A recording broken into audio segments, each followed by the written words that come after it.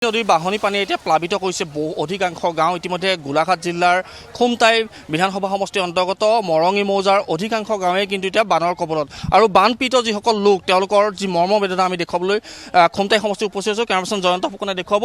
এতিয়াও বহু লোক আচলতে আবদ্ধ হৈ আছে বানপানীত, যাৰ ফলত এতিয়া SDRF বাহিনীয়ে আচলতে তেওঁলোকে এইদৰে আনিবলৈ আচলতে যত্ন কৰিছে। পৰিৱেশটো দেখুৱাইছোঁ। যিসকল লোক এতিয়াও কিন্তু স্থানান্তৰিত হ'ব পৰা নাই ওখ স্থানলৈ, সেইসকল লোকক ইতিমধ্যে তেওঁলোকে আচলতে স্থানান্তৰ কৰিবলৈ যথেষ্ট যৎপৰোনাস্তি চেষ্টা অব্যাহত ৰাখিছে। ইতিমধ্যে ৰাস্তাৰ কাষতে আচলতে সকলোৱে যি যেনেকৈ পাৰে তেনেকৈ আচলতে আশ্ৰয় গ্ৰহণ কৰিছে। কেমেৰাপাৰ্চন জয়ন্ত ফুকনে দেখুৱাব। যিহেতু খুমটাই বিধানসভা সমষ্টিৰ অন্তৰ্গত মৰঙী মৌজাৰ মই কৈছোঁ যে 22ৰ পৰা 23খন গাঁও ইতিমধ্যে বানপানীত প্লাবিত হৈছে, যাৰ ফলত ইতিমধ্যে যিসকল লোক মানত বিধ্বস্ত হৈছে তেওঁলোকে আচলতে যি য'ত যেনেকৈ পাৰে আচলতে তেনেকৈ থাকিবলৈ যত্ন কৰিছে। আৰু পথৰ কাষত আচলতে এইদৰে তেওঁলোকে টিউপাল দি পেলাই তেওঁলোকে এইদৰে বেৰি লৈছে। তাৰ ফলত ইয়াতে আচলতে খোৱা বোৱাৰ পৰা আৰম্ভ কৰি আশ্ৰয় তেওঁলোকে ইয়াতে গ্ৰহণ কৰিব লগা হৈছে। লোক আছে, আমি জানিবলৈ চেষ্টা কৰিম। দাদা, আপুনি কি বনাইছে? এই ইয়াতে অলপ খিচিৰি বনোৱা হৈছে, গৰম পানী অলপ কৰিছোঁ খানাটো বনাবৰ কাৰণে। হয়, খোৱা বোৱা হোৱা নাই। এতিয়া আপোনালোক ক'ত ক'ত আছে? আমি ইয়াতে আছোঁ। অসুবিধা হৈছে, বিৰাট অসুবিধা হৈছে। আমাৰ ইপাৰত ঘৰ, ইয়াতে আমি শিবিৰ পাতি আৰু যেন তেনে আছোঁ আৰু উপায় নাই। যিসমূহ পশুধন আছে আপোনালোকৰ গৰু ছাগলীৰ পৰা আৰম্ভ কৰি সেইসমূহ কেনেকৈ আছে বা তেওঁলোক সেইসমূহ আচলতে নিৰাপদ স্থানলৈ অনা হৈছে? নিৰাপদ স্থানলৈ মানে এইবিলাক অনা হৈছে এয়া যেনে তেনে, আৰু ৰাস্তা কিনাৰতে খেৰ চেৰ দি পেলাই যেনে তেনে ৰখা হৈছে। অসুবিধা হৈছে, সুবিধা নাই, মানে খেৰ চেৰ ঘাঁহ চাহ এইবোৰ পাবলৈ নাই। নিশ্চিতভাৱে পৰিৱেশটো দেখুৱাইছোঁ। এখন টিউপাল, আমি কৈছোঁ যে বানপীড়িত যিসকল লোক তেওঁলোকৰ যথেষ্ট হাহাকাৰ পৰিৱেশৰ সৃষ্টি হৈছে। ইতিমধ্যে আমি কৈছোঁ যে ইয়াতে তেওঁলোকে আশ্ৰয় গ্ৰহণ কৰাৰ উপৰিও ইয়াতে খাদ্য তেওঁলোকে প্ৰস্তুত কৰিব লগা হৈছে। শিশুৰ পৰা আচলতে বয়োবৃদ্ধলৈকে আচলতে সকলোৱে এইদৰে বাটৰ কাষতে আচলতে এইদৰে তেওঁলোকে নিৰাপদ স্থান অৱস্থান কৰি আছে। ধনশিৰি নদীৰ জলস্তৰ প্ৰতি মিনিটে মিনিটে আচলতে বৃদ্ধি পোৱা পৰিলক্ষিত হৈছে, যাৰ ফলত এইসকল লোক ইতিমধ্যে চিন্তিত হৈ পৰিছে। অকণমান যিসকল লোক আছে আমি জানিবলৈ চেষ্টা কৰিম। ইয়াতে আপোনালোকে দিন কটাব লগা হৈছে বা নিশা কটাব লগা হৈছে, ইয়াতে খাদ্য বনাব লগা হৈছে, খাই আছোঁ। অসুবিধা হৈছে? অসুবিধা যথেষ্ট হৈছে। আৰু আমি আজি 3 দিন ধৰি পেলাই ইয়াতে আছোঁ। তাৰপিছত চৰকাৰৰ পিনৰ পৰা আমি তেনেকৈ সা সুবিধা পোৱা নাই। পানী চানী এটা পোৱাহেঁতেনো ভাল লাগিলে হয়। কালি দিছিলে চাউল 4 কেজিয়ে, দালি এপোৱাই আৰু আপোনাৰ মিঠাতেল 200 গ্ৰাম। তাৰ উদ্ধাৰ অভিযান এতিয়াও উদ্ধাৰ অভিযান চলি আছে।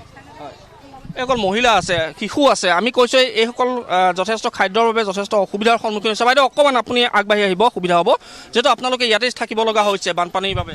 হয়, আমি পৰহি ৰাতিৰ পৰা আমি ঘৰ চৰ আমাৰ পানী সোমাল ভিতৰত। আমি গৰু গাই মানে পশুধনখিনি যেন তেনে পাৰ কৰি আহি আমাৰ দেউতা আৰু শাহুমা তাতে আছে, আহিব পৰা নাই বৰ্তমানলৈকে। আৰু আমিও মানে ইয়াত অকণমান প্ৰব্লেম পাইছোঁ, খোৱা বস্তু চস্তু তেনেকৈ আনিব নোৱাৰিলোঁ আমি।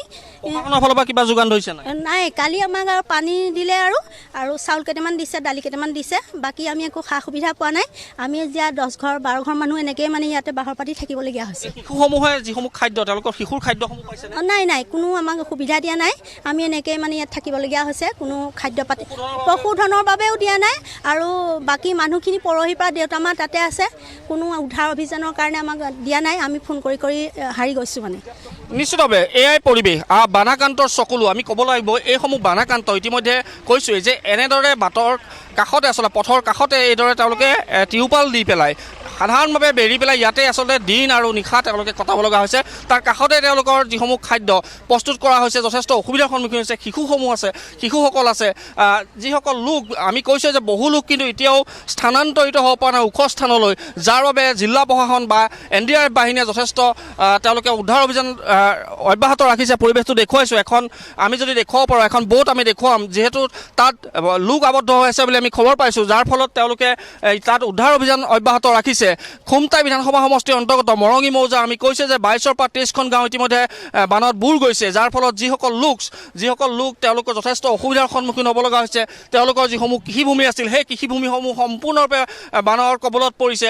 পশুধনসমূহ, আৰু এতিয়া অতিকৈ ডাঙৰ কথাটো হ'ল যে যিসকল লোক তেওঁলোকে যেনে তেনে হ'লেও বাসস্থান কৰিব পাৰিব, তেওঁলোক য'তে ত'তে থাকিব পাৰিব। কিন্তু যিসমূহ পশুধন আছিল, সেই পশুধনসমূহৰ খাদ্য বা তেওঁলোকে এতিয়া খাবলৈ, সেইসকল পশুধনে খাবলৈ কিন্তু এতিয়া ব্যৱস্থা নাই পৰা, যাৰ বাবে জিলা প্ৰশাসনৰ লোকসকলে বা স্বাস্থ্য বিভাগেই হওক বা পশু